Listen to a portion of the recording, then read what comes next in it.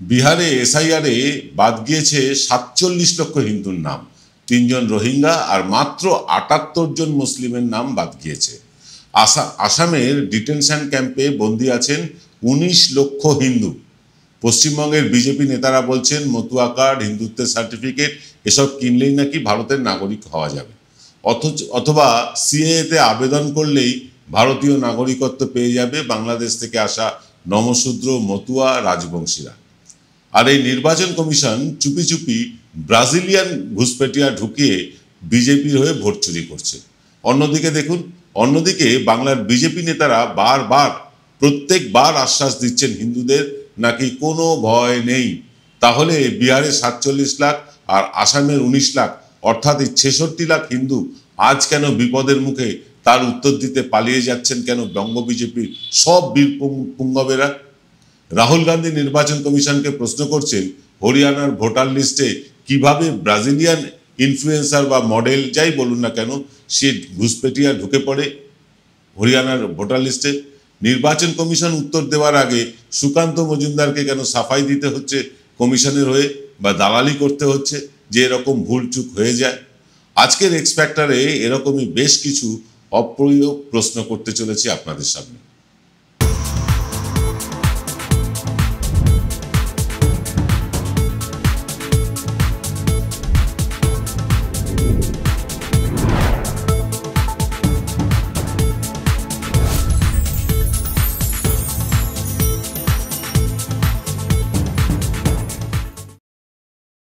নমস্কার, শুভ সন্ধ্যা। আমি আপনাদের প্রবীর বিশ্বাস, দেখছেন এনকে ডিজিটালের সান্ধ্য সম্প্রচার এক্স ফ্যাক্টর। এই বিগত বিহার নির্বাচনের প্রথম পর্যায়ের আগে কলকাতা থেকে বিহারগামী ট্রেনের যে ভিড়, সেই ভিড়ের ছবি দেখিয়ে অগ্নিমিত্রা পলেরা বলেছিলেন দলে দলে দলে দলে বাংলাদেশি আর রোহিঙ্গারা নাকি পালাচ্ছে।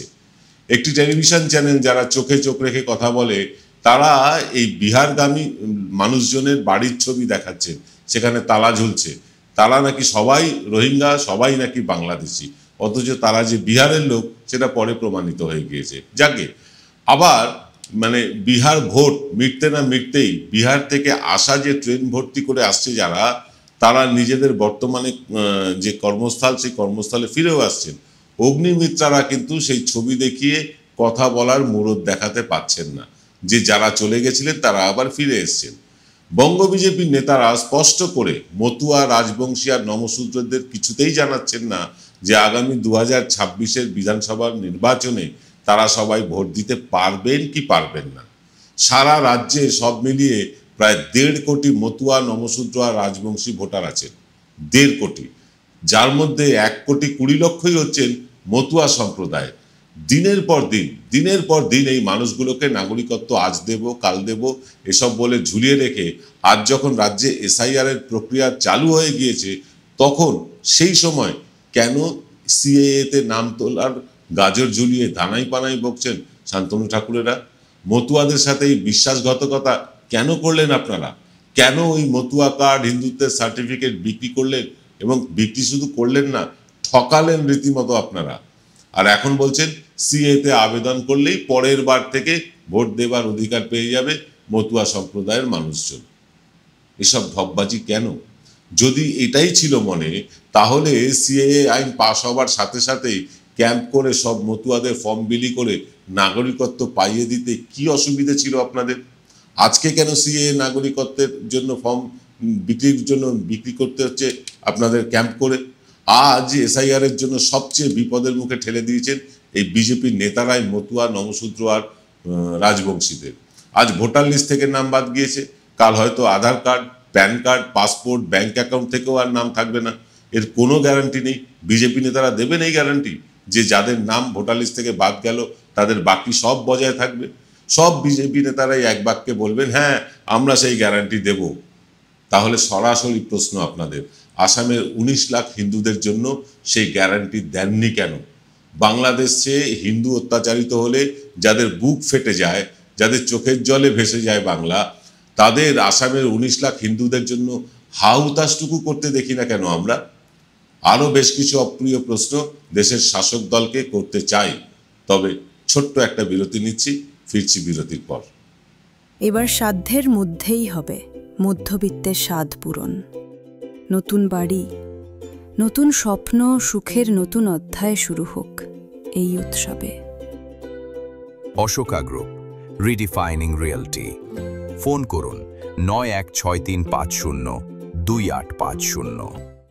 Found Kolkata's first ever sweet shop serving so unique items like Dab Malai Curry, Motichur Truffle, Gajor Borfi, Dab Kalakand, and I had to try them. শুধু তাই নয়, শক্তিগড়ের ল্যাংচা, বর্ধমানের সীতাভোগ, মালদার পোস্তকদম, বহরমপুরের ছানা বড়া, এগুলো সবকিছু খেতে হলে আর এত দূরে যেতে হবে না। সুন্দরিনী ন্যাচারালসে পেয়ে যাবে পশ্চিমবঙ্গের বিখ্যাত 10টা জেলার মিষ্টি all under the same roof. এদের বেস্ট সেলার্স কচি ডাবের শাঁস দিয়ে বানানো ডাব মালাইকারি আর কলা পাতায় মোড়া গুড়ের সন্দেশ পাতুরি আর মাস্ট ট্রাই। ফিল্ম বিরতির পর আপনারা দেখছেন বিশ্বজোড়া বাঙালির আওয়াজ এনকে ডিজিটালের সান্ধ্য সম্প্রচার এক্স ফ্যাক্টর। এই যে ঘুষপেটিয়া বলে চিল্লে যাচ্ছেন আমাদের দেশের স্বরাষ্ট্রমন্ত্রী অমিত শাহ নিজেই, অথচ তার দফতরের দায়িত্ব একজনও ঘুষপেটিয়া বা অনুপ্রবেশকারীরা যাতে এই দেশে ঢুকতে না পারে, এটা তার দফতরের দায়িত্ব। তিনি যতবার এই ঘুষপেটিয়া বলে চেল্লান, আসলে ততবার তিনি নিজের দফতরে দিয়ে বদনাম করে যাচ্ছেন। কিন্তু ঘুষপেটিয়া আটকানোর সময় কোথায় তার কাছে? তিনি তো ব্যস্ত থাকেন কাকে কোন দল থেকে ভাঙিয়ে নিয়ে আসবেন, কার পেছনে ইডি ঢুকিয়ে দেবেন, কার পেছনে সিবিআইকে পাঠিয়ে দেবেন, কাকে ওয়াশিং মেশিনে ঢুকিয়ে জয় শ্রীরাম বলতে বাধ্য করাবেন। মানে এইসব নিয়েই তো তার ব্যস্ততা। আর তার ব্যস্ততা আছে তার ছেলের সম্পদ কয়েক হাজার গুণ কিভাবে বাড়বে সেই নিয়ে। কাঁটা তারের বেড়া দেওয়ার সময় তার তখন নজরে আসে পাহাড়, জঙ্গল, নদী। এটা আমরা দেখলাম। এর আগে তিনি বলেছিলেন কি, বা শুভেন্দু অধিকারীও বলেছিলেন যে পশ্চিমবঙ্গ সরকার জমি দিচ্ছে না, তাই কাঁটা তারের বেড়া দেওয়া যাচ্ছে না। পশ্চিমবঙ্গ সরকার জমি অলরেডি দিয়ে দিয়েছে। তারপরে তিনি বলছেন না, সব জায়গায় কাঁটা তারের বেড়া দেওয়া যাচ্ছে না, কারণ পাহাড় আছে, জঙ্গল আছে, নদী আছে, এইসব বাহানা দেখাচ্ছেন। অথচ দেখুন লে লাদাখে -40-45 ডিগ্রি টেম্পারেচার, যেখানে সেই ঠান্ডাতেও ভারতীয় সেনারা অতন্দ্র প্রহরী হয়ে চীনের আগ্রাসনকে রুখে দিচ্ছে। আর স্বরাষ্ট্র দপ্তর বর্ডার সিকিউরিটি ফোর্স দিয়ে পাহাড়, নদী, জঙ্গল এসব উপেক্ষা করে ঘুষপেটিয়া রক্ষা করতে পারে না, ঘুষপেটিয়াকে আটকাতে পারে না। আসলে ঘুষপেটিয়া হলো এমন একটা নকল আতঙ্ক যা দিয়ে সমস্ত ভারতবাসীকে ভয় দেখিয়ে রাখা যাচ্ছে বা রাখা যায়। এর আগে মুসলমান দেখিয়ে সমস্ত হিন্দুদের ভয় দেখানো হয়েছিল, হিন্দুত্ব খতরে মে হায় বলে। কিন্তু মানুষ তাদের প্র্যাকটিক্যাল অভিজ্ঞতায় দেখেছেন দেশে অ্যান্টি রোমিও স্কোয়াড, গৌ রক্ষক বাহিনী, রাম রহিম বাবা, আসারাম বাপু, এরাই কিন্তু দেশের পক্ষে আসল বিপজ্জনক, মুসলমানেরা নয়। খামোকা মুসলমান জুজু দেখাতে গিয়ে 400 আসনের স্বপ্ন দেখা বিজেপি 240-এই নেমে গিয়েছে। আর এই নেমে যেতেই এবার ঘুষপেটিয়া জুজু দেখানো শুরু হয়েছে কেন্দ্রীয় সরকারের তরফে। অথচ কোটি কোটি টাকা খরচ করে বিহারে এসআইআর যে করা হলো, সেই এসআইআরে মাত্র 3 জন রোহিঙ্গা আর 78 জন মুসলমান ঘুষপেটিয়া বা অনুপ্রবেশকারী চিহ্নিত করা গেছে। আসলে কেন্দ্রীয় সরকার এবং কেন্দ্রীয় সরকারি দল বিজেপি সবসময় দেশের মানুষকে ভয় দেখিয়ে টিকে থাকতে চায় ক্ষমতায়। কখনো এনআরসির ভয়, কখনো করোনার ভয়, কখনো পাকিস্তানের ভয়, কখনো চীনের জুজু, কখনো বা আবার নোটবন্দির ভয়। আর এই ভয়ের লেটেস্ট সংস্করণ হলো এই ঘুষপেটিয়া। কানাডা, আমেরিকাও যদি তাদের দেশে এসআইআর শুরু করে, তাহলে কত কার্গো বিমানে চেপে ভারতীয় ঘুষপেটিয়ারা হাতে পায়ে শিকল বেঁধে দেশে ফিরবে, তার খবর আছে মোদি সাহেবের কাছে? অপ্রিয় প্রশ্ন করছি, ভীষণ অপ্রিয় প্রশ্ন।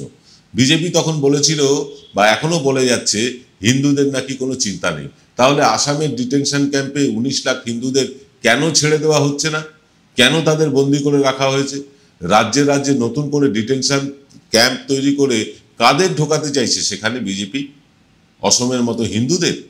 আসলে বিজেপি বলে না, হিন্দুত্ব খতরে মে হ্যায়, মানে বিজেপি যেটা বলে সেই কথাই বলছি, যে হিন্দুত্ব খতরে মে হ্যায় যে বলে না, আসলে বিজেপি ঠিকই বলে হিন্দুত্ব সত্যিই খতরে মে হ্যায়।